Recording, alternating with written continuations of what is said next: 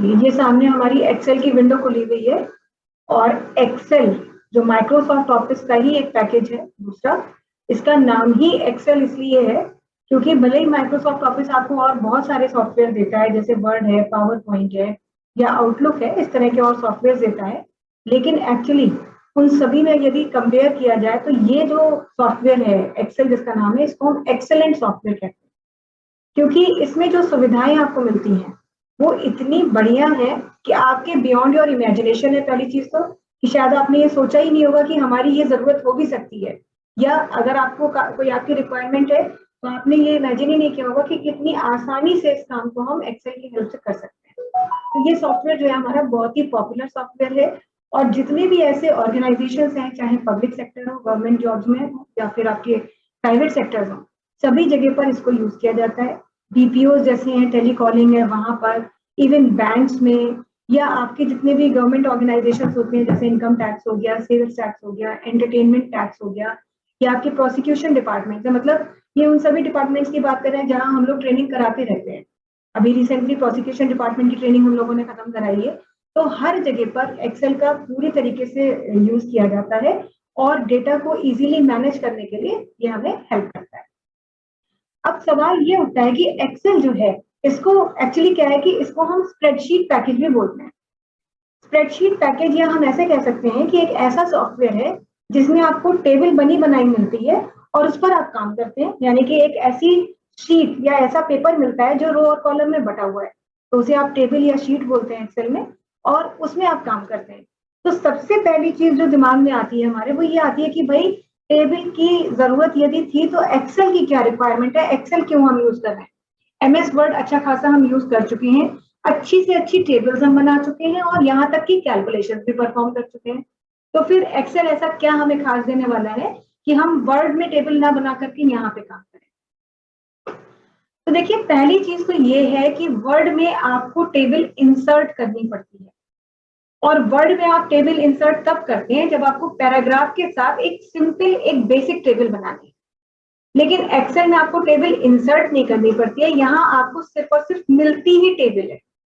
तो एक्सेल का आप यूज तब करते हैं जब आपको प्योरली टेबल में ही काम करना है, कोई पैराग्राफ या लाइंस नहीं लिखनी है, एक टेबल फॉर्मेट में काम करना है।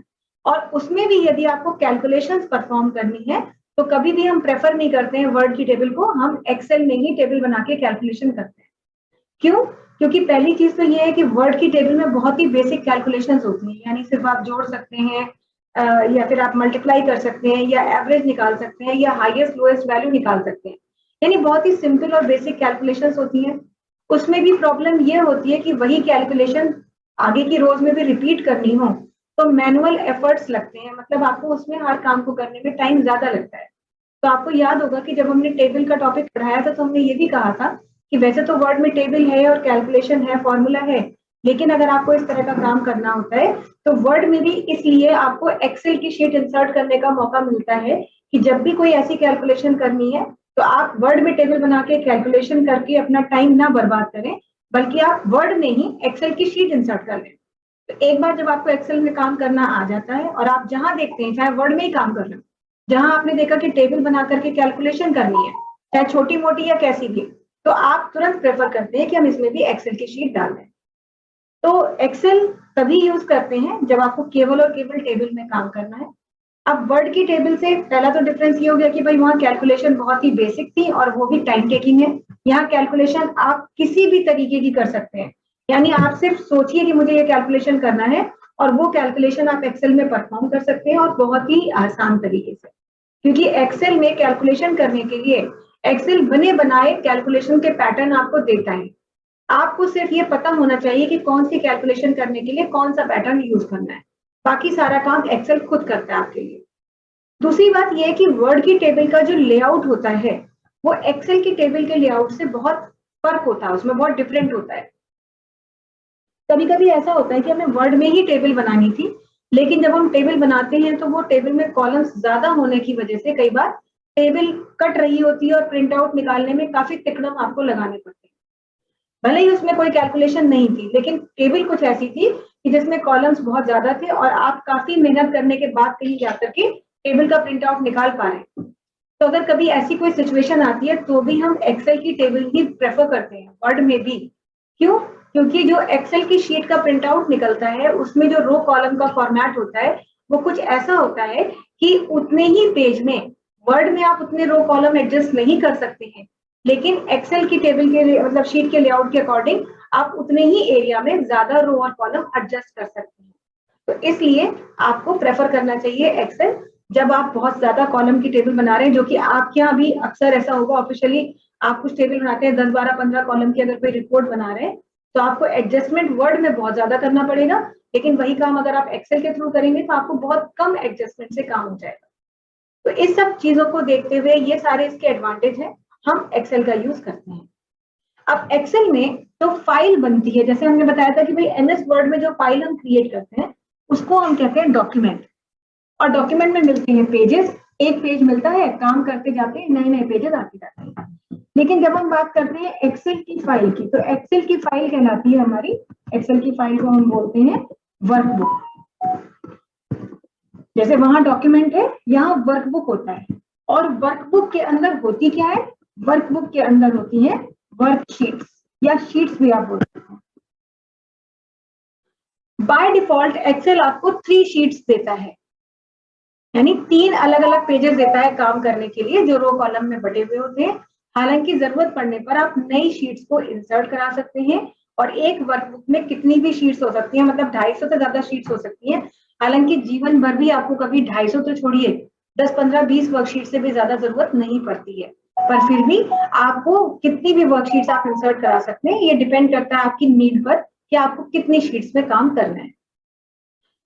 वर्कशीट जो होती है एक पूरा ऐसा एरिया होता है जो रो कॉलम में बटा हुआ होता है, और जो कि सामने आपको दिख रहा है, ये जो सामने एक चीज देख रहे हैं आप, ये वर्कशीट ही है। और हर वर्कशीट का पूरा एक ग्रिड होता है जो कि डिवाइडेड है रो एंड कॉलम में। वर्कशीट में हर कॉलम को एक नाम पहले से दिया जाता है, एक्सेल में पहले से नाम दिया है कॉलम, एक्सेल में पहले से कॉलम्स को नेम दिए गए हैं और रो को नंबर्स दिए गए हैं। कॉलम को नाम दिए गए हैं A B C D E F G H, ये सब कॉलम्स को नेम दिए गए हैं, और रो को नंबर दिए गए 1 2 3 4 5 6 7 8 एंड सो ऑन। तो यहाँ पर ये जो रो और कॉलम के मतलब जो नाम है, कॉलम के नेम और रो के नंबर, ये आइडेंटिटी होते हैं। किस चीज की आइडेंटिटी होते हैं? ये आइडेंटिटी होते हैं उस प्लेस की जहां पर हम काम कर रहे हैं। देखिए एक्सेल कोई वर्ड की तरह तो है नहीं कि पेज खुल गया और आपका कर्सर ब्लिंक कर रहा है, आपको यहाँ अपना कर्सर कभी भी ब्लिंक करता हुआ नहीं दिखता। जब आप क्लिक करते हैं तो एक्चुअली क्या दिखता है, आप देखते हैं एक रेक्टेंगुलर एरिया जो कि हाईलाइट हो गया, डार्क बॉर्डर हो गया, ये रेक्टेंगुलर एरिया कहलाता है सेल। इसको हम कहते हैं सेल। जैसे हमने आपको बताया था कि टेबल में भी एक बार में एक सेल में हम काम कर रहे होते हैं, ऐसे ही एक्सेल में एट अ टाइम एक सेल के अंदर हम होते हैं और अपना टास्क परफॉर्म करते हैं। और इस सेल का एक रेफरेंस यानी कि एड्रेस होता है। एक्सेल में सेल का एड्रेस बहुत इंपॉर्टेंट होता है, क्योंकि जब जब आप कोई कैलकुलेशन या इस तरह का काम करेंगे तो आपको सेल एड्रेस पता होना चाहिए, और ये सेल का एड्रेस ही 2 चीजों को मिला के बनता है।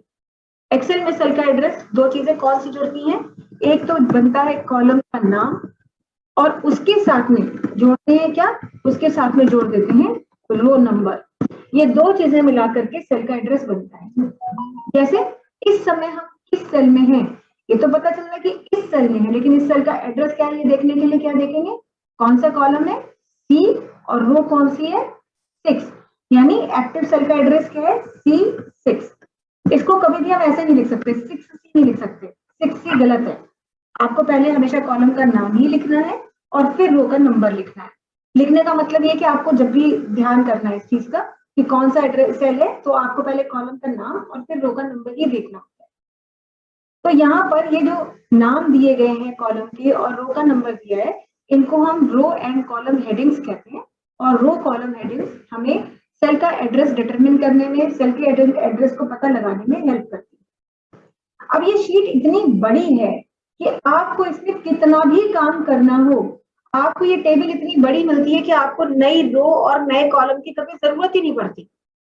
कोई वर्ड में अगर आप कोई टेबल बनाती है तो सबसे पहले टेबल आपको इंसर्ट करनी है, फिर उसमें भी अगर जरूरत पड़ती है तो आप नई रो कॉलम इंसर्ट करते हैं जरूरत पड़ने पर। लेकिन यहाँ पर आपको टेबल इतनी बड़ी मिल रही है कि नया रो और कॉलम इंसर्ट करने की कभी भी आपको लाइफ में रिक्वायरमेंट नहीं हो। सपोज आप कोई बहुत छोटा सा डेटा बना रहे हैं, मान लीजिए एक ऑफिस का आप डेटा प्रिपेयर कर रहे हैं जिसमें 40-50 एम्प्लॉइज हैं और उन 50 एम्प्लॉइज का सपोज 12 महीने का भी डेटा आप तैयार कर रहे हैं, तो 12 5 आपका जो होता है 60 होता है, यानी 600-700 रो का आप डेटा प्रिपेयर कर रहे हैं, तो भी 600 रोज का डेटा भी आप इसी शीट में बना सकते हैं। अगर आप किसी ऐसी ऑर्गेनाइजेशन में काम कर रहे हैं जहां पर सपोज 200 लोग काम करते हैं, तो 200 लोगों का 12 महीने का डेटा भी यदि आप एक टेबल में एक शीट में बना रहे हैं, तो भी आप 2400 रो का डेटा इसी शीट में बना सकते हैं। यहाँ तक कि आप किसी बहुत बड़ी ऑर्गेनाइजेशन की बात करें जहां सपोज हमने कहा कि सपोज 50,000 लोग एक कंपनी में काम करते हैं, और 50,000 लोग अगर एक कंपनी में काम करते हैं तो आपको जो है उसमें उनका या 50,000 नहीं, मान लीजिए कर लेते हैं 40,000 लोग काम करते हैं, तो 40,000 लोगों का अगर आपको 12 महीने का डेटा बनाना है तो भी आपको जो है 4.5 लाख रो चाहिए होगी। 50,000 चाहिए तो आपको 6 लाख रो चाहिए होगी।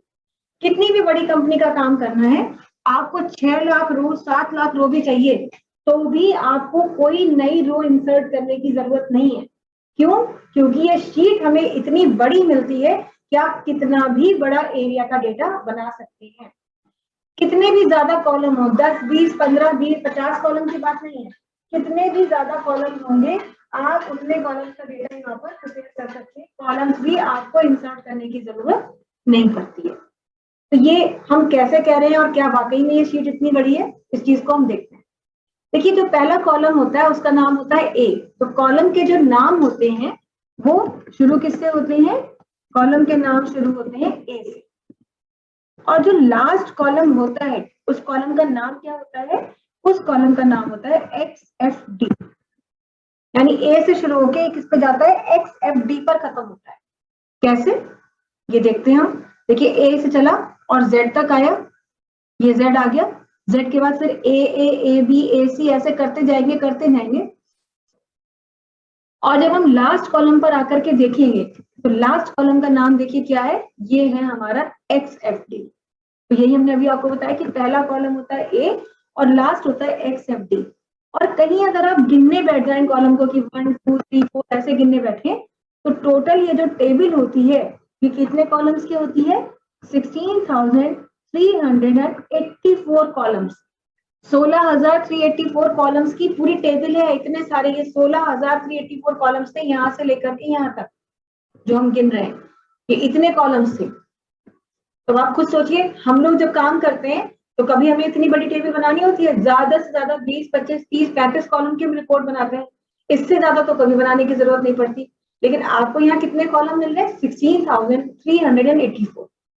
उसके पीछे रीजन ये है कि पहली बात तो आपको कितने भी कॉलम में काम करना हो आप काम करिए। फिर कई बार ये भी होता है कि एक ही शीट में हम काफी सारा काम कर रहे होते हैं, मतलब एक ही टेबल नहीं बना रहे होते, एक ही शीट में हम कई सारी टेबल्स अलग अलग बना रहे होते हैं, तो उस सिचुएशन में भी आपको ये चीज हेल्प करती है। इसी तरीके से अगर हम रो की बात करें तो कॉलम के होते हैं नाम और रो के होते हैं नंबर्स।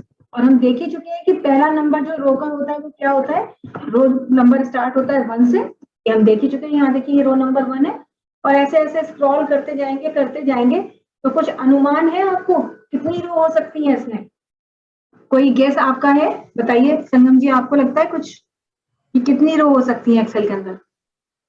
1000 2000 1000 2000। और दूसरा कौन है यहाँ पे? विनी, आपको कोई अनुमान है? कोई गेस वर्क अपना कर सकती है कि कितनी रोज होती है एक एक्सेल की शीट में?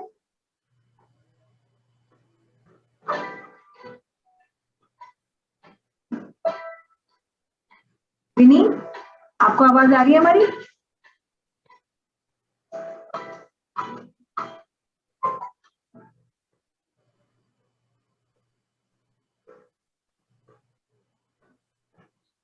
हजार 2000 नहीं होती है। यहाँ अगर हम बात करें तो देखिए कितनी फर्स्ट रो होती है हमारी, मतलब रो होती है 1 और लास्ट रो जो होती है दैट इज 1048,576, मतलब 10,48,576। तो इसीलिए अभी थोड़ी देर पहले हमने जो बोला था कि 5 6 लाख 7 लाख 8 लाख 10 लाख रो तक का भी डेटा अगर आपको तैयार करना है, माने अगर हम आपसे कह दें कि इंडियन रेलवेज जो वर्ल्ड की ऐसी ऑर्गेनाइजेशन है जिसमें सबसे ज्यादा एम्प्लॉय काम करते हैं, तो अगर आप उसका भी डेटा बनाने चले जाएं तो इस टेबल में आप बाकायदा पूरा डेटा बना सकते हैं। आपको किसी नए रो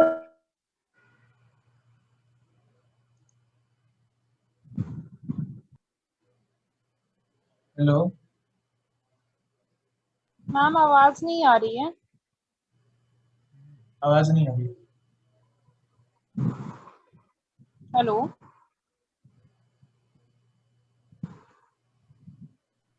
हेलो जी मैम आवाज नहीं आ रही। हाँ वो मैंने म्यूट किया था। ठीक है, अभी अभी तो आवाज आ रही है ना आपको? जी, जी। Yes ma'am. ठीक है, तो ये हम बता रहे थे कि 10,48,576 रोज होती हैं इतनी बड़ी शीट। ये तो एक टेबल की बात हो रही है, एक शीट की, कि 16,384 कॉलम्स बाई 10,48,576 रोज। और आप देखिए कि ये बात ऐसे प्रूव होती है कि ये देखिए लास्ट रो जो है आपकी वो कितनी है, 10,48,576। इतनी बड़ी शीट आपको काम करने मिलती है जो कि आपकी उम्मीद और कल्पना और जरूरत सभी से ज्यादा है। इतना कभी भी आपको रिक्वायर्ड नहीं होगा। तो इसीलिए हम एक्सेल की शीट का यूज करते हैं कि कितना भी बड़ा डेटा बनाना हो, कम से कम हमें नए रो और कॉलम को इंसर्ट करने की रिक्वायरमेंट नहीं पड़ेगी। हाँ मैम, डेटा, हाँ कैसे पहुंच जा रही है एक बार मतलब हाँ अचानक? मैं अभी मैं बताऊंगी आपको, शॉर्टकट्स हैं या बताऊंगी आपको। तो इतना जरूर है कि हाँ अगर आपने टेबल बना ली और बनाने के बाद मान लीजिए आपको कोई कॉलम या रो या सेल, जैसे हमने वर्ड में इंसर्ट करके देखा था, ऐसी अगर यहाँ भी जरूरत पड़े तो यहाँ पर भी आप रो कॉलम या सेल कुछ भी इंसर्ट कर सकते हैं। बाद में भी इंसर्ट करने का पूरा तरीका वैसे ही है जैसे कि हमने वर्ड में किया था। मैंने ये नहीं कि एक बार टेबल बन गई तो अब ये तो इतना बड़ा जगह दे रहा था तो हम इसमें नई रो कॉलम नहीं डाल सकते, सब कुछ आप डाल सकते हैं। ठीक है, तो ये हो गई बात शीट की, और इतना बड़ा स्पेस मिल रहा है। अब क्योंकि आपने सवाल किया तो हम अभी बता देते हैं आपको कि ये चीज कैसे हो रही है। जब भी आपको एक पूरा का पूरा कॉलम सिलेक्ट करना हो, मैं यहीं पे शॉर्टकट लिख भी रही हूँ, आप लोग भी चाहे तो स्क्रीनशॉट ले लीजिएगा। अगर पूरा एक कॉलम एक बार में सिलेक्ट करना है तो देखिए सिलेक्शन के तरीके क्या होते हैं। एक तरीका तो ये होता है कि आप पॉइंटर को ऐसे कॉलम की हेडिंग पे रखिए, चाहे जिस कॉलम को सिलेक्ट करना है। मान लीजिए हमें जी कॉलम को सिलेक्ट करना है तो पॉइंटर को हम जी कॉलम पे रखेंगे ऐसे और क्लिक कर देंगे माउस से एक बार। तो क्लिक करते ही ये पूरा का पूरा कॉलम हमारा सिलेक्ट हो जाएगा एक बार में। लेकिन हाँ ये बात अलग है कि इसके लिए आपको माउस पे डिपेंड करना पड़ेगा। अब हमें माउस से काम नहीं करना, हम कीबोर्ड से काम करना चाहते हैं तो हम देखिए इसके लिए क्या करते हैं, हम एक शॉर्टकट प्रेस करते हैं और ये देखिए पूरा का पूरा कॉलम एक बार में सिलेक्ट हो जाता है। तो कॉलम को सिलेक्ट करने का जो शॉर्टकट है वो क्या है कि आपको उस कॉलम में सबसे पहले रहना है और फिर कंट्रोल की के साथ आप प्रेस कर दें स्पेस बार। तो जैसे ही कंट्रोल के साथ स्पेस बार प्रेस करेंगे, जिस कॉलम में आप होंगे वो पूरा का पूरा कॉलम आपका एक ही बार में सिलेक्ट हो जाएगा। देखिए जैसे अभी हम एच कॉलम को सिलेक्ट करना चाहते हैं तो कहीं भी हो एच कॉलम में, इससे कोई फर्क नहीं पड़ता, कितना भी नीचे हो कहीं से फर्क नहीं है। बस आप कंट्रोल स्पेस करेंगे तो आपका जो है ये कॉलम पूरा का पूरा एक बार में सिलेक्ट हो जाएगा, एक साथ ही आप सिलेक्ट कर सकते हैं। तो ये आपका जो तरीका होता है कॉलम को सिलेक्ट करने का होता है। चलिए इसी तरीके से अगर आपको पूरी रो सिलेक्ट करनी है तो रो को सिलेक्ट करने के लिए भी एक तरीका तो यही है कि भाई रो हेडिंग पे पॉइंटर रखिए और क्लिक कर दीजिए ऐसे, जिस रो को सिलेक्ट करना है उस पर क्लिक ऐसे पॉइंटर रख के और क्लिक कर दीजिए, पूरी रो सिलेक्ट हो गई है। पूरी रो का मतलब ए कॉलम से लेकर के एक्स एफ डी कॉलम तक पूरी रो सिलेक्ट हो गई है ना। लेकिन अगर आपको यहाँ पर भी हम नहीं चाहते हैं कि हम माउस से काम करें तो यहाँ पर भी देखिए शॉर्टकट है और बस उस रो में हम रहेंगे, कहीं भी रहें। ये जरूरी नहीं है कि आप स्टार्टिंग वाली सेल पे हो, कहीं भी हो उस रो में, बस वो शॉर्टकट प्रेस करेंगे और वो पूरी की पूरी रो हमारी सिलेक्ट करेगा। तो shortcut to select entire row is shift plus space bar. और इतना आसान है याद करना। देखिए शॉर्टकट बताने का मतलब ये हमारा बिल्कुल भी इंटेंशन नहीं होता कि इसे आप कहीं नोट डाउन कर लें और कभी जरूरत पड़ने पर आप उसे यूज करें। हमारा शॉर्टकट बताने का इंटेंशन ये होता है कि अगर आज अभी इस क्षण इस पल हमने आपको ये शॉर्टकट बताया है तो अगले ही पल से जब जब आप उस सॉफ्टवेयर को यूज करें, the next very moment you have to work with these shortcuts. Reason behind is कि जैसे जैसे वो प्रैक्टिस में आएगा वो आपकी हैबिट में आ जाएगा। और अगर आप ये सोचेंगे कि पता तो चली गया, एक स्क्रीनशॉट लेके रख लेते हैं, किसी को इम्प्रेस करना होगा तो कर देंगे, या कभी देखेंगे मन किया तो कर लेंगे, तो नहीं। इससे क्या है कि वो चीजें आपको कभी भी याद नहीं रहेंगी, क्योंकि कई बार क्या होता है, स्टूडेंट्स बोलते हैं कि मैम शॉर्टकट्स कैसे रटें, याद नहीं रहते। तो शॉर्टकट्स हम हमेशा उनको यही सजेस्ट करते हैं कि आपको रटने की कोई जरूरत नहीं है, you simply have to use these shortcuts in your daily routine. और आप एक हफ्ता भी आप ये काम करते हैं, एंड बिलीव मी, जो हमारे स्टूडेंट्स हैं और जो ये चीजें करते हैं, तो उनको फिर उन चीजों को रटना नहीं पड़ता। अब शुरू में क्या है भाई, हमने कहा कॉलम सिलेक्ट करना है, तो कॉलम के लिए कंट्रोल की है, स्पेस बार तो दोनों है, तो कंट्रोल किससे शुरू होता है, सी से। कॉलम किससे शुरू होता है, सी से, तो कंट्रोल प्लस स्पेस बार। रो के लिए शिफ्ट प्लस स्पेस बार। ऐसे कुछ भी अपने ऐसे क्लूज बना लेते हैं याद करने के लिए। एक दो दिन थोड़ा सा ध्यान करना पड़ता है, और जहां 2 4 6 दिन हफ्ता भर होता है, फिर वो हमें सोचना ही नहीं पड़ता, बस हमें कॉलम सिलेक्ट करना है, तो बस कॉलम में क्लिक किया और शॉर्टकट प्रेस कर दिया, इतना आसान हो जाता है काम करना। तो ये तो आपने रो कॉलम को सिलेक्ट करने की बात की। अब अगर आपको पूरी शीट सिलेक्ट करनी है, देखिए सिलेक्ट ऑल अगर हम बात करते हैं, तो सिलेक्ट ऑल के लिए हमने इससे पहले भी शॉर्टकट्स देखे हैं, चाहे आप किसी भी सॉफ्टवेयर में हो, सिलेक्ट ऑल के लिए शॉर्टकट आपने हमेशा यूज किया कंट्रोल प्लस ए। लेकिन यहाँ कंट्रोल प्लस ए उस तरह से काम नहीं करता। जैसे देखिए, अगर अभी हम कंट्रोल ए प्रेस करते भी हैं, तो ये क्या करेगा, ये एक्चुअली क्या करता है, ये पूरी शीट को एक बार में नहीं सिलेक्ट करता है, ये सिलेक्ट करता है उस टेबल को जो इसे पहले मिलेगी। कई बार ऐसा होता है, देखिए अभी तो हमने काम जो है सही तरीके से किया नहीं है, जब हम आपको आगे काम टेबल बना के दिखाएंगे नेक्स्ट अपनी क्लासेस में, तो जैसे मान लीजिए हमारी टेबल इतने हिस्से में बनी है, तो कंट्रोल ए करने पर उतना ही हिस्सा हमारा सिलेक्ट होता है। लेकिन और हमें जरूरत भी वही है एक्चुअली, ये तो उतना ही है, हमें पूरी शीट तो कभी सिलेक्ट करनी ही नहीं होती। बट हाँ, फिर भी अगर कभी आपको पूरी शीट सिलेक्ट करनी है, तो एक तरीका तो ये होता है कि आप पॉइंटर को रो कॉलम हेडिंग के इंटरसेक्शन पर रखें। रो कॉलम हेडिंग का इंटरसेक्शन क्या है, कॉलम हेडिंग ये है, रो नंबर ये है, इंटरसेक्शन कहाँ है, ये है। इस जगह पर आप अपना पॉइंटर रखें माउस का, और सिर्फ एक बार क्लिक करते ही ये पूरी शीट को आपके लिए सिलेक्ट कर देता है। तो एक तरीका तो ये होता है आपका, है ना। और दूसरा तरीका जो शॉर्टकट अगर हम कहें, तो सिलेक्ट ऑल नहीं है, एक्चुअली सिलेक्ट ऑल नहीं हम बोलेंगे इसको, हम बोलेंगे सिलेक्ट शीट, पूरी शीट। तो उसके लिए जो है हमारा शॉर्टकट क्या है, control plus shift plus space बार। तो हम इसके लिए ये भी करके देख सकते हैं, जैसे अगर टेबल बनाई है तो कंट्रोल ए प्रेस कर दिया, टेबल हमारी सिलेक्ट हो जाएगी। लेकिन अगर हमें पूरी शीट ही करनी है, तो control shift space bar press करके ही काम कर सकते हैं।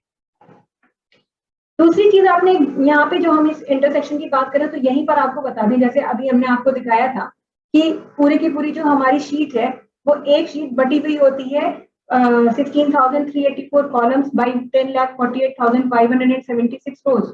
तो ये हमने आपको बाकायदा उस जगह पर जाकर के दिखाया। इसी चीज को अगर आप बिना कहीं जाए देखना चाहते हैं कि शीट का डायमेंशन क्या है, तो इसके लिए क्या करेंगे, इसके लिए पॉइंटर को एक बार फिर यहाँ रखेंगे इसी इंटरसेक्शन पर, और माउस के बटन को प्रेस करके होल्ड करके रखेंगे, दबा के रखेंगे। और जब आप दबाते हैं, तो देखिए आप ध्यान दीजिएगा यहाँ क्या लिख के आता है, इस जगह पर क्या लिख के आ रहा है, 1048,576 आर का मतलब रो, बाई 16,384 सी का मतलब कॉलम। तो यहाँ पर देखिए ऐसे ही वो आपको दिखा दे रहा है कि आपकी इस शीट में कितने रो और कितने कॉलम हैं। और वैसे अगर आपको देखना है, तो हमें आपको दिखाई दिया कि आप जा सकते हैं लास्ट कॉलम में एक ही बार में, लास्ट रो पे एक ही बार में, आप इजीली जा सकते हैं। तो अगर आपको जाना है गो टू लास्ट कॉलम, और उसके लिए आप शॉर्टकट यूज करना चाहते हैं, तो लास्ट कॉलम के जाने के लिए आपको प्रेस करना है कंट्रोल प्लस राइट एरो। जो एरो की होती है वो राइट एरो, कंट्रोल के साथ में राइट एरो की प्रेस करेंगे, ये देखिए लास्ट कॉलम पे आ गए। इसी तरीके से अगर आपको फर्स्ट कॉलम पे आना है,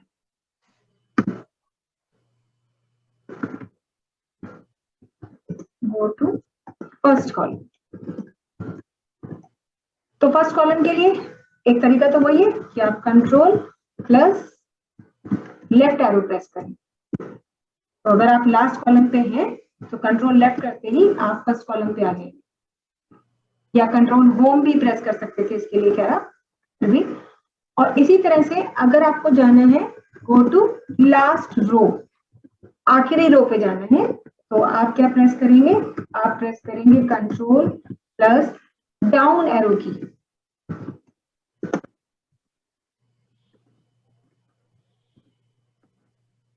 देखिए कंट्रोल के साथ में हम कीबोर्ड से कंट्रोल और डाउन एरो की प्रेस कर रहे हैं, तो एक ही बार में हम पूरी की पूरी शीट को पार करते हुए लास्ट रो पे आ गए।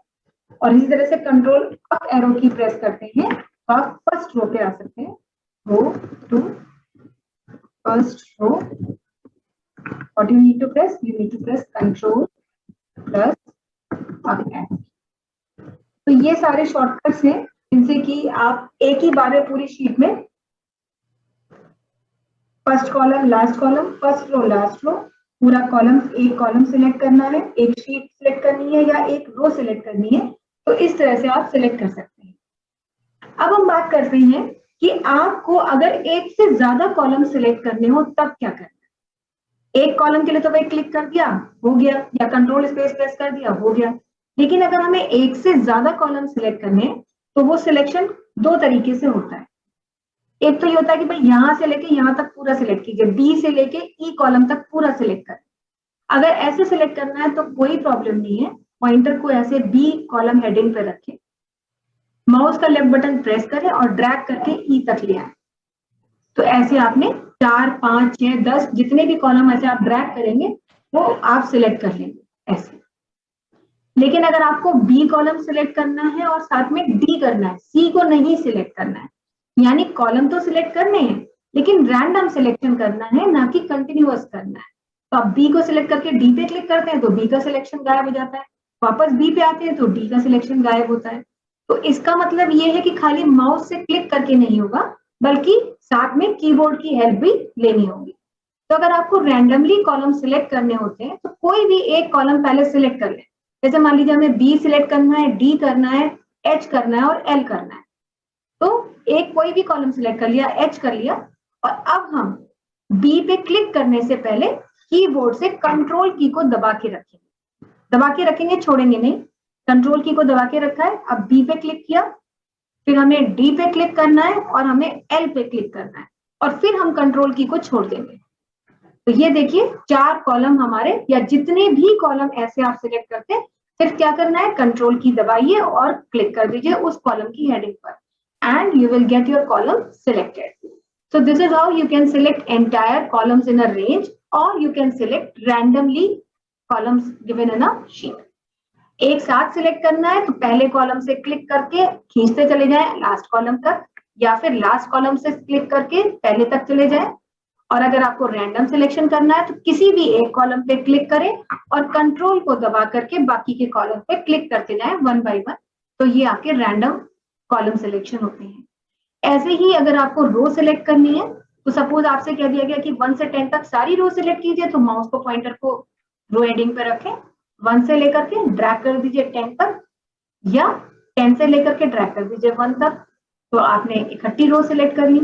लेकिन अगर रो भी आपको तोड़ तोड़ के सिलेक्ट करनी है, जैसे 2 सिलेक्ट करना है, फिर मान लीजिए 7 सिलेक्ट करना है, फिर 14 सिलेक्ट करना है, तो 2 पे क्लिक किया, अब कीबोर्ड से कंट्रोल की को दबा के रखें, 7 पे क्लिक करें, 14 पे क्लिक करें, या जिस भी रो पे को सिलेक्ट करना है उसकी रो हेडिंग पे पॉइंटर रख के लेफ्ट क्लिक कर दें और आपकी मल्टीपल रैंडम रोज भी सिलेक्ट हो जाएंगे। तो इस तरह से हमने एक शीट को सिलेक्ट करना, एक कॉलम को सिलेक्ट करना, मल्टीपल कॉलम्स को सिलेक्ट करना, एक रो को सिलेक्ट करना, मल्टीपल रोज को सिलेक्ट करना सीखा, और एक शीट के अंदर फर्स्ट रो पे जाना, लास्ट रो पे जाना, फर्स्ट कॉलम में रहना, लास्ट कॉलम में जाना, ये सब सीखा। इतने में अभी किसी को कोई प्रॉब्लम है आप लोगों में से? कोई डाउट है? ठीक है, विनी आपको क्लियर है? यस मैम क्लियर है।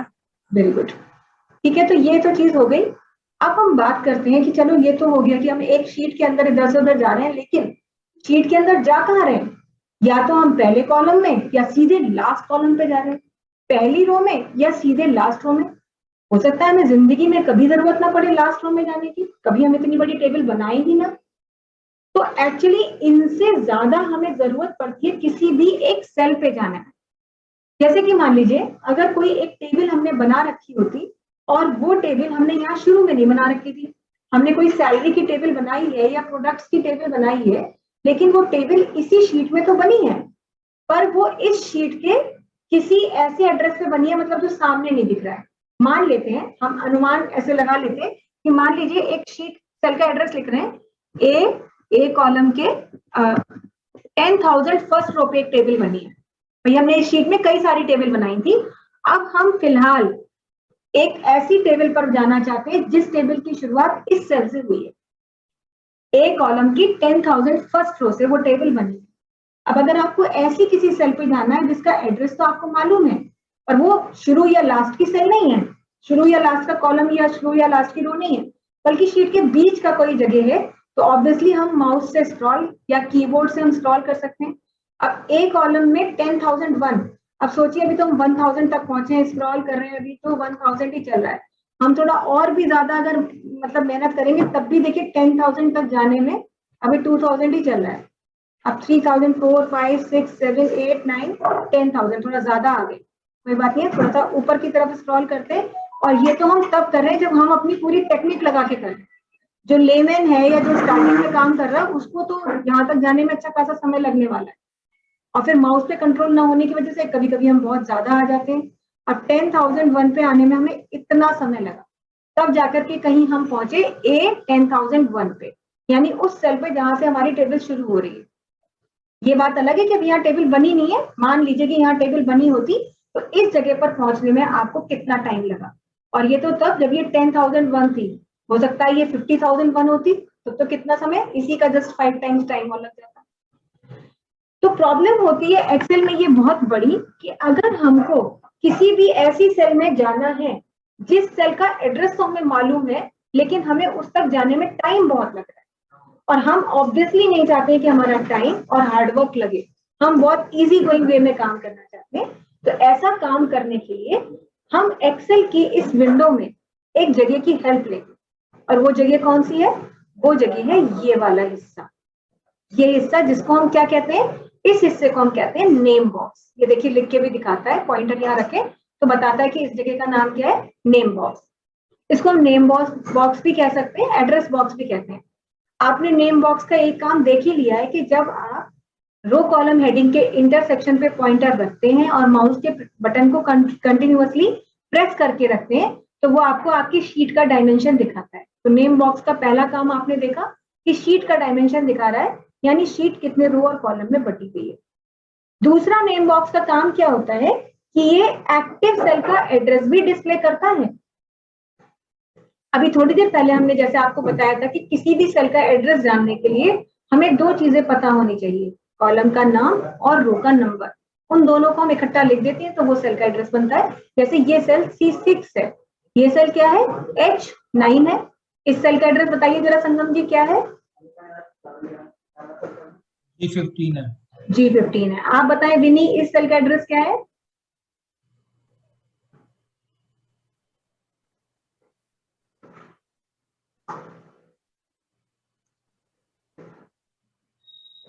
इस सेल का एड्रेस है K13 था इस सेल का एड्रेस, है ना। तो आपने क्या किया, जब हम पूछते हैं एड्रेस क्या है तो हम सबसे पहले कॉलम का नाम इधर देख लेते हैं और जल्दी से इधर रो का नंबर देखते हैं और मिला करके बता देते हैं कि ये सेल का एड्रेस है। लेकिन नेम बॉक्स का यही फायदा है कि आपको इतना भी नहीं देखना कि इधर और उधर देखें, आपको कहाँ देखना है, इस जगह देखना है। हम जो भी सेल सिलेक्ट करते हैं, सेल को सिलेक्ट करते ही भले ही उसमें कुछ भी लिखा हो या ना लिखा हो, सेल को सिलेक्ट करते ही नेम बॉक्स उस एक्टिव सेल का एड्रेस अपने आप ही डिस्प्ले कर देता है। ये देखिए अभी J5 में है, अब G6 में है, अब G13 में, अब J9 में, अब G9 में है, F9 में है, B4 में। तो कुछ भी मेहनत नहीं करनी है, कोई दिमाग नहीं लगाना, बस क्या करना है, सिर्फ नेम बॉक्स पे देखना है and we will easily get to know that what is the active cell address. आपको कोई मेहनत नहीं करनी। तो पहला तो आपने ये मतलब नेम बॉक्स के हमने देखा कि फायदा भाई डायमेंशन भी दिखा रहा है पूरी शीट का और एक्टिव सेल का एड्रेस भी दिखाता है। एक्टिव मतलब कि इस समय हम किस सेल में हैं। तो आप अगर यहाँ पर है तो इसका मतलब अगर हम लिखना शुरू कर दें कीबोर्ड से कुछ भी तो कहाँ लिखेंगे, K13 में लिखेंगे। अभी हम कुछ भी लिखना शुरू कर दें तो G7 में हमारी टाइपिंग स्टार्ट होगी। तो इस तरीके से आप ये चीज देखते हैं। अब थोड़ी देर पहले हमने आपको बताया कि नेम बॉक्स की मदद और हम किस काम के लिए लेंगे, हम इसकी हेल्प लेंगे तब जब हमें किसी एक ऐसी सेल में जाना है जिसका एड्रेस हमें मालूम है पर हम जाने में टाइम वेस्ट करना नहीं चाहते, तो हम स्क्रॉल नहीं करना चाहते और हम इमीडिएटली उस सेल पे जाना चाहते हैं, तो बस हमें उस सेल का एड्रेस पता होना चाहिए। तो जैसे अभी हमें सपोज जाना है A10001 में, थोड़ी ही देर पहले आपने देखा था कितना समय लगा। अब क्या करना है, अगर A10001 में जाना है तो नेम बॉक्स पे पॉइंटर रख के क्लिक कर दें। बस क्लिक करने के बाद जो भी लिखा है उसे लिखा रहने दीजिए, आपको कुछ करना नहीं है। कीबोर्ड से आप टाइप करिए उस सेल का पूरा एड्रेस। जब आप एड्रेस टाइप करते हैं तो कॉलम का नाम और रो का नंबर एक साथ लिखते हैं, बीच में गैप नहीं डालते। और जैसे ही आप लिख करके कीबोर्ड से एंटर की दबाएंगे, ये देखिए आप पहुंच गए A10001। एक बार फिर से हम दिखा रहे, अब हमें मान लीजिए जाना है सपोज G10501, कुछ भी ऐसे मैंने डाल दिया यहाँ पर।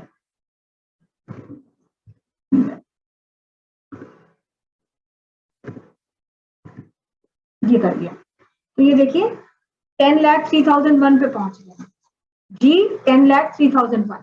तो आप सोच रहे हैं 1 सेकंड का समय भी आपको नहीं लगता है और आप तुरंत उस सेल पर पहुंच जाते हैं जिसपे पहुंचने के लिए शायद आपको कुछ मिनट लग जाए। स्क्रॉल करके अगर आप जाएंगे तो आपको मिनट लग जाएंगे जी 10,03,001 तक जाने में। सेकंड की तो बात छोड़िए, कितना ही आप स्क्रॉल कर लें तब भी आपको टाइम लगने वाला है। और वो भी जरूरी नहीं कि आप सीधे 10,03,001 पे पहुंचे, हो सकता है कहीं आप आगे पहुंच जाए, फिर आपको पीछे आने में टाइम लगेगा जैसे थोड़ी देर पहले लगा। तो इमीडिएट अप्रोच अगर किसी भी गिवन सेल एड्रेस पे आपको बनानी है, माने आपको सिर्फ सेल एड्रेस मालूम है, उस जगह तक आपको तुरंत जाना है, तो कुछ ना करके सिर्फ आप नेम बॉक्स पे क्लिक करें, उस सेल का एड्रेस आप टाइप करें, एंटर करके ही आप उस जगह पर पहुंच जाएंगे। क्लियर है आप सबको? ये चीज हो गई। तो नेम बॉक्स के हमने देखे कि ये काम होते हैं नेम बॉक्स के, और नेम बॉक्स के क्या काम होते हैं ये तो खैर अभी हम आगे सीखेंगे। अब ये तो इतनी चीज हमने देखी कि फर्स्ट रो पे लास्ट रो पे आए। अब ये तो तब है जब आप एक शीट के अंदर हैं, लेकिन आपको जैसे हमने अभी थोड़ी देर पहले बोला कि आप नई शीट भी इंसर्ट कर सकते हैं।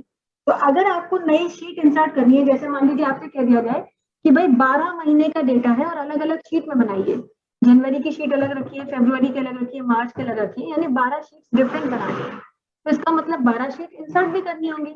भाई एक आपको मान लीजिए यहाँ मिल रही है और आपको बाकी की 11 और चाहिए, तो नई शीट को कभी भी इंसर्ट करने की जरूरत पड़ सकती है।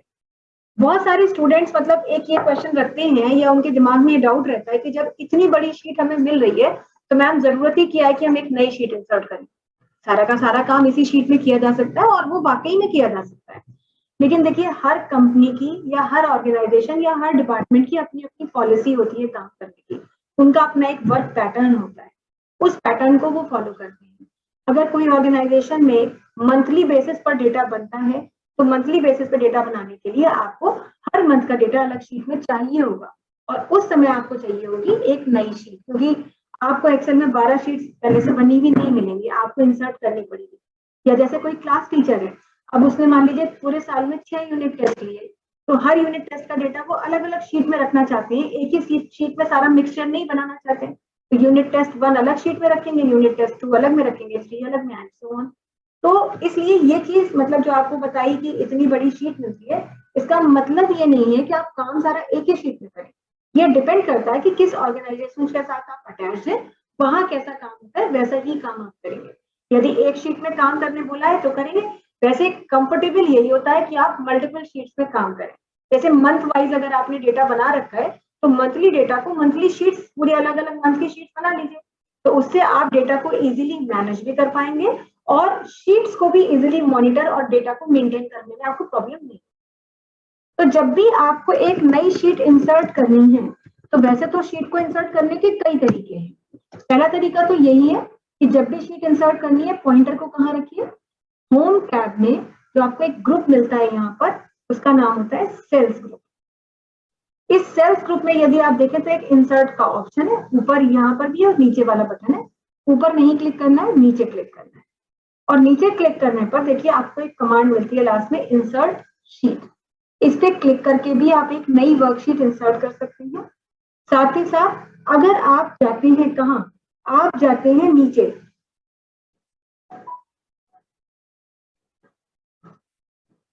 एक सेकेंड ना, नीचे जब आप देखेंगे अपनी शीट को तो आप ये देखेंगे यहाँ पर कि आपको जहां शीट के एकदम नीचे देखिए तो लिखा हुआ दिखाई दे रहा होगा शीट 1, दिख रहा है आपको वो?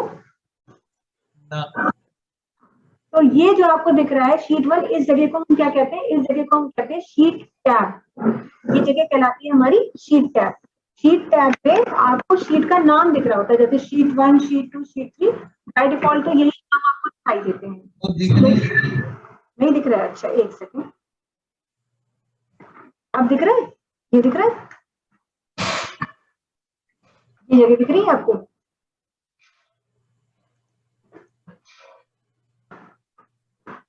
अभी भी नहीं दिख रही।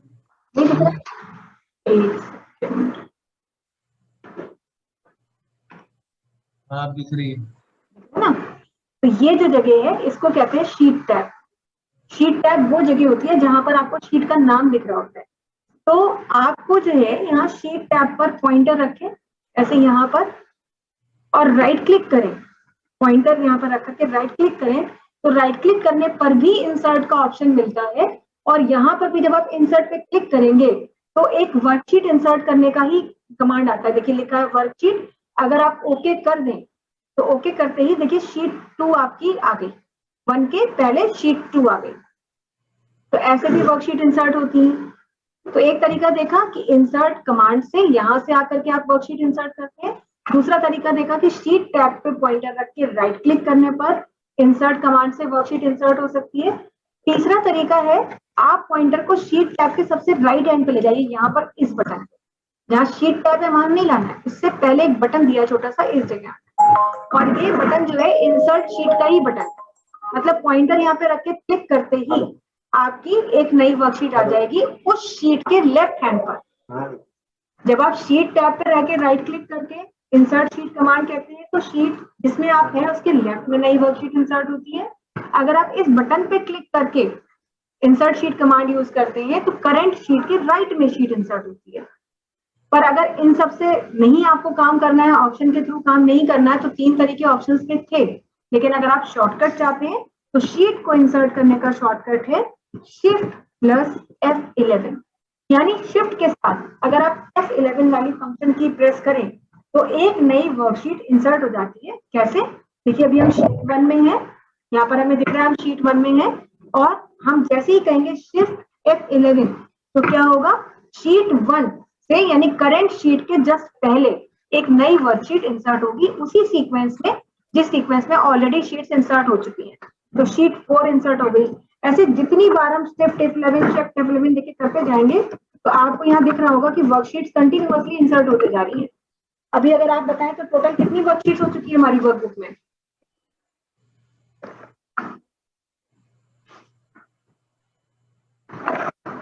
कितनी वर्कशीट्स आपको दिख रही है यहाँ पे वर्कबुक में? ये देखिए, हाँ 27 वर्कशीट्स आपको यहाँ पर दिखने लगे। तो इस तरह से हम एक शीट को यूज कर सकते हैं, जरूरत पड़ने पर 2, 3, 4, 5, 250 से ज्यादा वर्कशीट्स इंसर्ट की जा सकती है। 250 से ज्यादा, जब कभी लाइफ में किसी भी ऑर्गेनाइजेशन के लिए आपको जरूरत नहीं पड़ने वाली, बट स्टिल अगर आपको चाहिए तो आप ये ऑप्शन यूज कर सकते हैं। तो ये हमने यहाँ पे देखा कि शीट्स को हम इंसर्ट कर सकते हैं और कितनी आसानी से हम इंसर्ट कर सकते हैं। शिफ्ट F11 प्रेस करिए और करंट शीट जो भी आपकी होगी उसके लेफ्ट में शीट आ जाएगी। तो जब आप एक शीट के अंदर होते हैं तब तो रो कॉलम में मूव करते हैं, लेकिन जब आप बहुत सारी वर्कशीट्स इंसर्ट करते हैं तो आप शीट्स में भी मूव करते हैं, यानी एक करंट शीट के राइट में जाना है या करंट शीट के लेफ्ट में जाना है, ऐसा भी हो सकता है। तो ऐसे अगर आपको करना है तो आप क्या करेंगे कि जैसे अगर मान लीजिए हमने कहा कि एक शीट हमारे पास है और हम चाहते हैं कि उस शीट के राइट हैंड पर जाए, शीट के राइट हैंड पर मूव किया जा सकता है और शीट के लेफ्ट में भी मूव किया जा सकता है।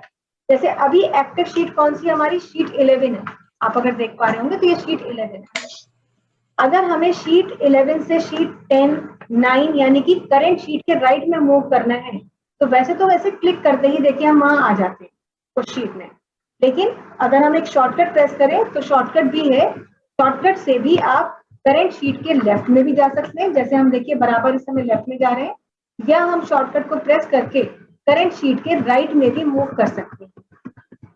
ये देखिए लेफ्ट में और राइट में ऐसे मूव किया जा सकता है सिर्फ शॉर्टकट प्रेस करके। तो वो एरो हाँ जी क्या कह रहे हैं समझिए? शॉर्टकट की एरो से। नहीं नहीं एरो नहीं है, हम बता रहे हैं। तो अब आपको यहाँ पे मूव करना है to the right of current sheet. Current sheet के राइट हैंड पे मूव करना है, तो आप क्या कॉम्बिनेशन प्रेस करेंगे? तब आपको प्रेस करना है कंट्रोल प्लस पेज डाउन की। एक कीबोर्ड में पेज डाउन की होती है, वो आप प्रेस करेंगे। कंट्रोल के साथ पेज डाउन प्रेस करने पर शीट के राइट हैंड से हम मूव करते हैं। और इसी तरीके से अगर आपको मूव करना है to the left of current sheet, तो आप क्या प्रेस करते हैं? कंट्रोल के साथ में पेज अप। आपके कीबोर्ड में ये कीज होती हैं पेज अप और पेज डाउन। आप कंट्रोल के साथ में प्रेस करें तो पेज डाउन से आप करंट शीट के राइट में जाते हैं और पेज अप से आप करंट शीट के लेफ्ट में जाते हैं। तो एक शीट के अंदर भी मूव करने की जरूरत पड़ सकती है और एक शीट से दूसरी शीट में भी मूव करना हो सकता है। नेविगेशन कहलाता है कि आप शीट्स में नेविगेट कर रहे हैं। वैसे नेविगेशन के लिए ये पूरे इधर 4 बटन मिलते हैं आपको। ये देखिए जो 4 इधर बटन मिल रहे हैं, तो वो भी आपको इसी काम में हेल्प करते हैं। जैसे अभी हम शीट 1 में हैं, अगर हम लेफ्ट की तरफ मूव करना चाहते हैं तो ऐसे हम ये देखिए लेफ्ट में जा सकते हैं, स्क्रॉल कर सकते हैं, और ऐसे राइट में स्क्रॉल कर सकते हैं। या सबसे लेफ्ट हैंड की शीट पे जाना है तो इधर आ गए, और सबसे राइट हैंड की शीट पे जाना है तो ये आ गए। ऐसे कर सकते हैं। लेकिन control page up page down जो होते हैं ये ज्यादा इजी ऑप्शंस होते हैं आपके लिए कि आप इजीली मतलब एक शीट से दूसरी शीट में नेविगेट कर सकते हैं। क्योंकि यहाँ से अगर आप यूज करते भी हैं, सपोज आपने कहा कि हम लेफ्ट में मूव कर रहे हैं लेकिन अभी शीट पे आने के लिए आपको क्लिक करना ही होगा, पर हम कंट्रोल पेज डाउन करते तो हमें कोई क्लिक नहीं करना, हम सीधे वहां पहुंच सकते हैं। जिस भी शीट में जाना है ऐसे पहुंच सकते हैं। तो आप कभी भी इन स्क्रॉल बटन्स का यूज नहीं करने की जरूरत है आपको।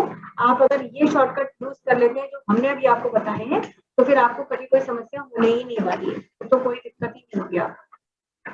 ठीक है, इतनी चीज क्लियर है आपको? मान लीजिए मैम ये नीचे दिख रहा है 1 2 3 4 5, मान लीजिए इसमें 10 सीट दिख रहा है, हम 250 पे काम कर रहे हैं, 250 सीट खोल के काम कर रहे हैं फाइल में, बिल्कुल ठीक है। 90 पे है और इकट्ठे जाना चाहे एक बार में ही 100वें सीट। नहीं तो इकट्ठे आप 100वें शीट पे ऐसे नहीं, तब तो फिर आप ये यहाँ से इसी को यूज करेंगे। मतलब गो टू किसी इमीडिएट शीट पर जाने के लिए कोई ऐसा आपको शॉर्टकट नहीं मिलेगा। बस क्या है कि फिर आपको कमांड यूज करनी पड़ेगी, और कमांड में भी वैसे तो बाय डिफॉल्ट तो आपको सेल में ही जाना होता है, सेल के लिए ही यूज कर सकते हैं, क्योंकि शीट में जाने के लिए कोई तरीका नहीं होता। देखिए जैसे अगर मैं आपको दिखा रही हूँ कि जैसे अगर हम कहते भी हैं कि गो टू कमांड यूज करें, क्योंकि ऐसा कोई तरीका नहीं होता कि इकट्ठे आप 10 12 15 शीट्स या 150 शीट्स आगे मूव कर जाए। या तो आप ऐसे ही मूव करेंगे, जैसे ये तरीका दिख रहा है आपको, या जैसे हमने आपको बताया शॉर्टकट वो आप मूव करेंगे, या सबसे राइट हैंड की शीट पे ऐसे आ सकते हैं, या सबसे लेफ्ट हैंड की शीट पे ऐसे आ सकते हैं। बाकी कोई और तरीका आपको नहीं है, क्योंकि यहाँ देखिए जब हम राइट क्लिक भी करते हैं, आप इस जगह पर जहाँ ये बटन दिख रहे हैं इनमें से किसी पर भी पॉइंटर रख के राइट क्लिक करेंगे तो देखिए ये शीट्स आपको सारी दिख रही है ना। अगर आप मोर शीट्स देंगे तो सारी की सारी शीट्स के नाम यहाँ दिखेंगे, तो तब भी आपको यहाँ आना पड़ेगा, और फिर वो जो शीट नंबर 250 दिख रहा होगा उसे आप सिलेक्ट करेंगे और तब ओके कहेंगे तो आप उस शीट पे पहुंच जाएंगे। इसको जी तो क्या कहते हैं, नेविगेशन बटन? नहीं, इनको हम कहते हैं शीट टैब स्क्रॉल बटन्स। इनको बोला जाता है शीट टैब स्क्रॉल बटन्स। हम लिख देते हैं आपके लिए, लिख भी देते हैं यहाँ पे गो टू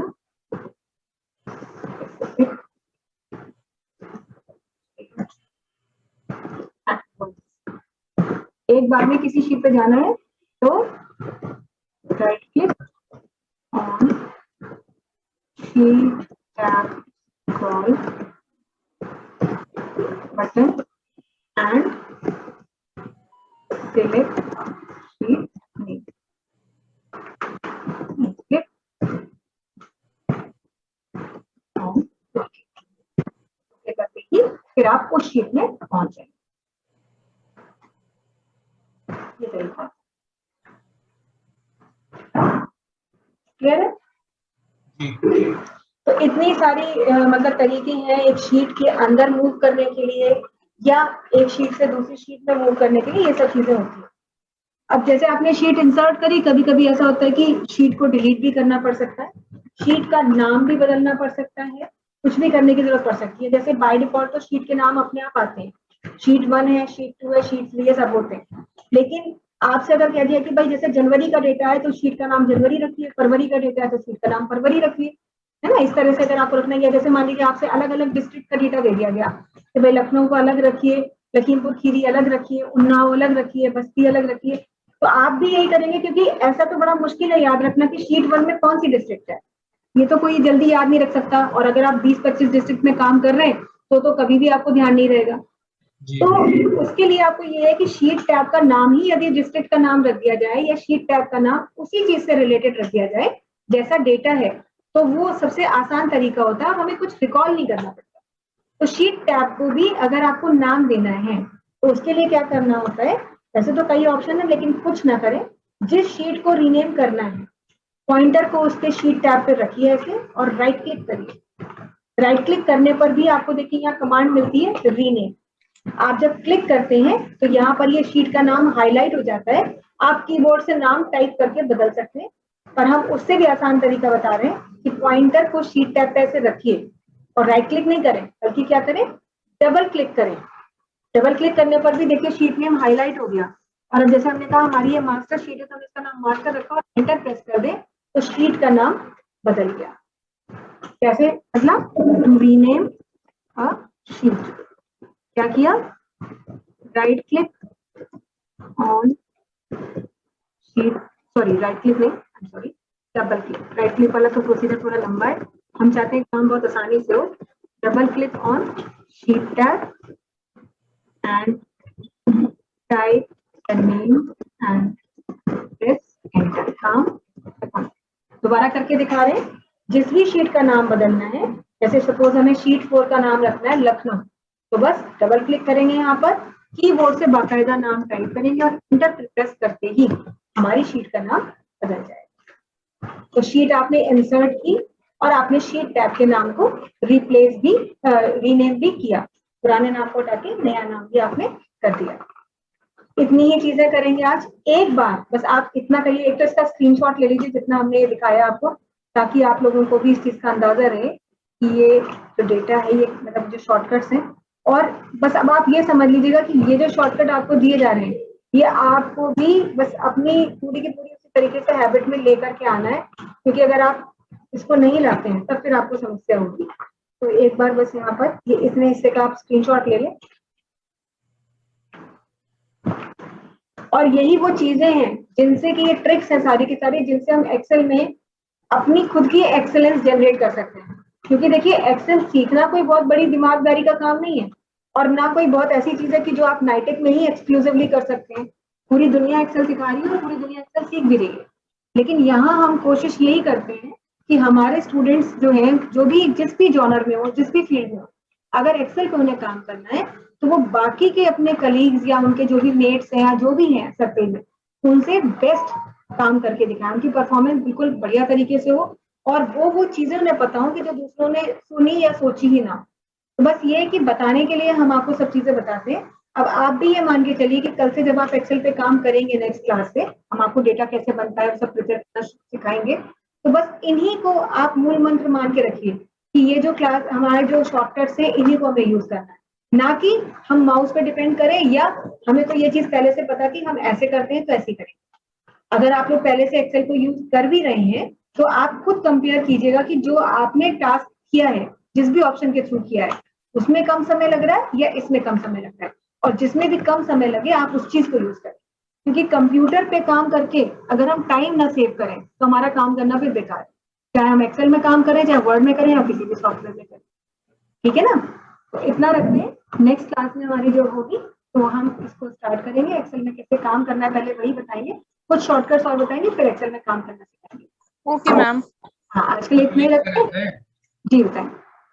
कि चूंकि एक्सेल पे कोई वर्क तो है नहीं, कोई काम दे देती थी कि इसका यूज हो जाए, जैसे कोई काम दे देती नहीं तो हम देंगे ना आपको वर्क, अभी तो कोई वर्क नहीं, अभी तो काम करना कैसे वो हम आपको नेक्स्ट क्लास में सिखाएंगे कि कैसे आप काम करेंगे। फिर हम आपको देंगे ना टास्क कि ये डेटा आपको प्रिपेयर करना है, वो आप हमें प्रिपेयर करके दिखाइएगा। वो चीज हम देंगे आपको। हम 2-3 तरह का डेटा आपको बनाना सिखाएंगे, प्रोडक्ट्स की लिस्ट है, सैलरी की लिस्ट है, मार्क्स की रिपोर्ट है, ऐसी चीजें बनाना सिखाएंगे आपको, फिर वही आप भी बनाएंगे, प्रैक्टिस करेंगे, फिर हमें दिखाएंगे। Thank you. चलिए जी, ओके, टेक केयर एवरीवन।